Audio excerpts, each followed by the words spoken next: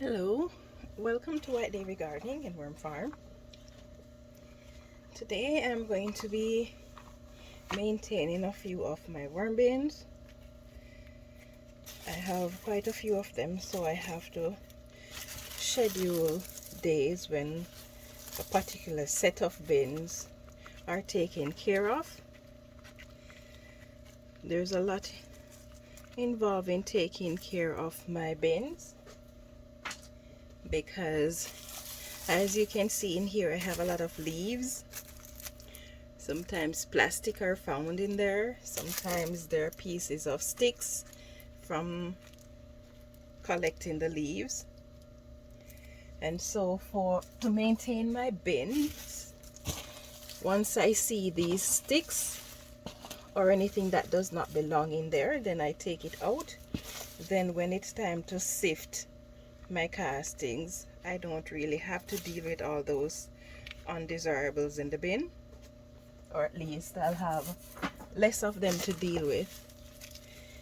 The way I feed my bins for now allows me to feed them once a month, or maybe even more than that, however long it takes for them to process the material that is in here.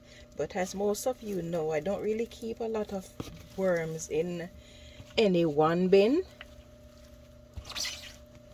And the reason I don't keep a lot of worms in there is because I want the worms that are in there to have a lot of space and a lot of food, which will motivate them to reproduce faster. They won't see a need to be regulating the rate at which they multiply, especially now that it is winter, when you know that the worms are definitely going to be slowing down, both in the rate at which they feed and the rate at which they reproduce. So I want to maximize the amount of worms that are produced.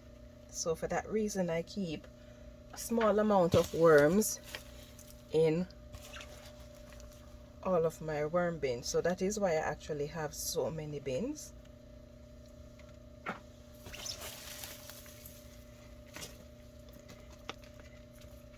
And then I don't have to be out here for long, or for too long, looking after them, because I know that they have food. So pretty much what I'm doing is aerating the bin, and as I'm aerating, and if I see any sticks or any undesirables, I just throw them in the garbage bin. The bin is moist, this one, so I won't have to moisten it much. I'm just going to give it just a little bit of moisture. On second thought, no, this one is moist enough. I'm not going to give this one any moisture. Some of my bins haven't been maintained in 2 weeks, which is not the norm for me. I try to maintain them on a weekly basis. So I have 2 worm shelves, as some of you may know, and I try to maintain one shelf for one day. I look after the worms on one shelf, and then another day during the same week I look after the worms on the other shelf. But these days, because I'm trying to complete all of my yard work, unfortunately it is already a bit cold outside. I'm trying to complete as much of my yard work before it gets so cold that I cannot be out there. So because of that, I'm trying to break it up, the amount of bins that I maintain in a day.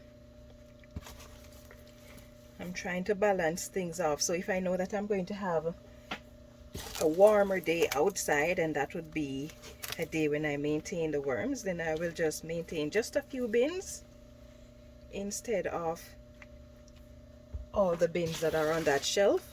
And then on the cooler days, I would come in here and take care of those bins that got left behind. Okay, so this bin has enough food and it has enough moisture, so I don't need to do anything to these guys apart from just aerate the bin. And I try to aerate the bin pretty much every time I attend to it. I know worms don't like to be disturbed, but this is a combination of compost and shredded leaves and shredded paper, so these can compact.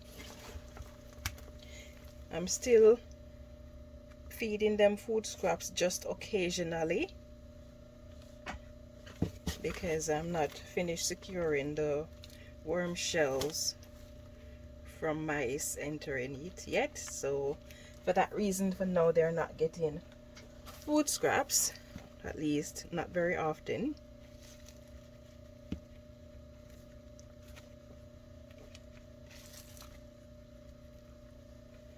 Okay, there are more sticks in here, that is for sure, but you don't want to spend too much time on just one bin because I have quite a few to go through. So each time I tend to the bin, I'll take out whatever sticks they are. Hopefully in the near future I will be able to have this worm farm organized where when I'm adding leaves to the bin, it is leaves that are already shredded, so that way I can sift it with my 1/4-inch sifter and remove as much of the stick as I possibly can.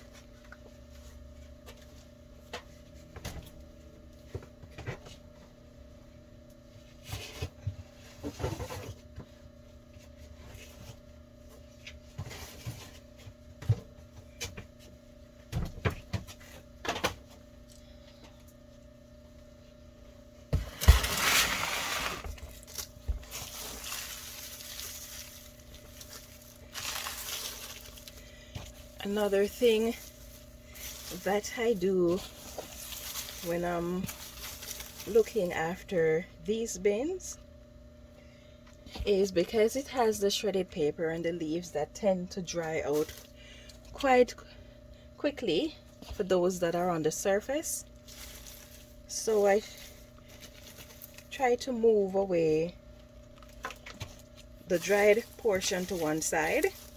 So all of the dry portion that is on the top, I try to move it to one side and then just create an opening.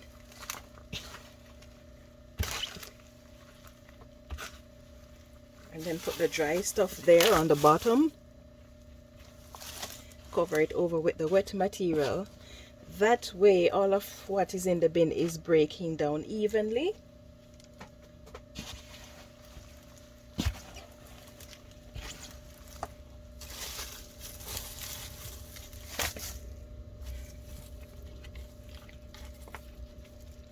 Now, even if the worms cannot eat all the material that is in the bin very fast, I still want that material to continue to break down, because as it is breaking down, it makes it easier for the worms to consume it. So now I'm just moving the dried material that's on this side, and I'm going to be doing the same thing. As I aerate, I create an opening and put the dry material.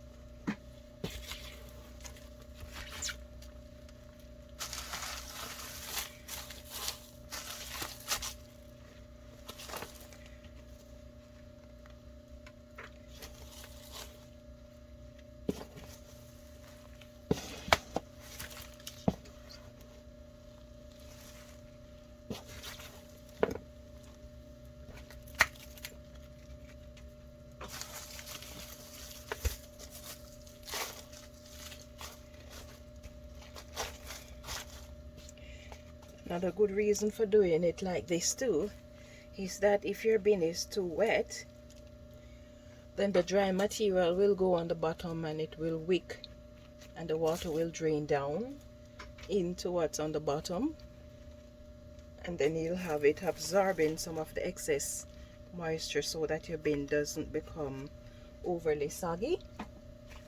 I don't add enough moisture to my bin though to make it too muddy. I don't like it muddy. I just want it to be moist enough where the worms can be comfortable. So I'm going to be doing this to pretty much all of the worm bins that I can for today. Try to see as many as I can get done. I've got other projects that I have to get done today, so for that reason I won't be able to do all the shelves, all the bins that are on the number 2 shelf.